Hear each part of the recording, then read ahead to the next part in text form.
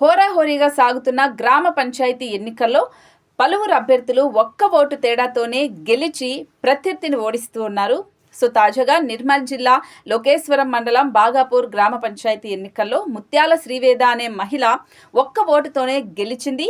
ఆ ఒక్క ఓటు వేసింది కూడా అమెరికా నుంచి వచ్చిన వాళ్ళ మామయ్య ముత్యాల ఇంద్రకరణ్ రెడ్డి. మొత్తంగా అక్కడ 426 ఓట్లుండగా అక్కడ 378 ఓట్లు పోలయ్యాయి. అందులో ముత్యాల శ్రీవేదాకి 189 ఓట్లు పోలవగా ప్రత్యర్థి హర్షస్వాతికి 188 ఓట్లు పోలయ్యాయి. అందులో ఒక ఓటు చెల్లలేదు.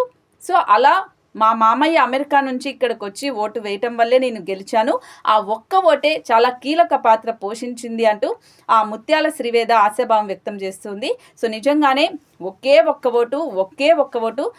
ఓటు వేయకపోతే ఏమవుతుందిలే అని అనుకునే వాళ్ళకి ఇలాంటి వార్తలే నిదర్శనం. సో ఒక్క ఓటే గెలుపు ఓటముల్ని డిసైడ్ చేస్తుంది. కాబట్టి ఖచ్చితంగా ఓటు హక్కును వినియోగించుకోండి. ఇలా ఒక్క ఓటుతోనే సర్పంచులు చాలామంది గెలుపొందారు. సో ఇది కూడా ఒక ఉదాహరణ.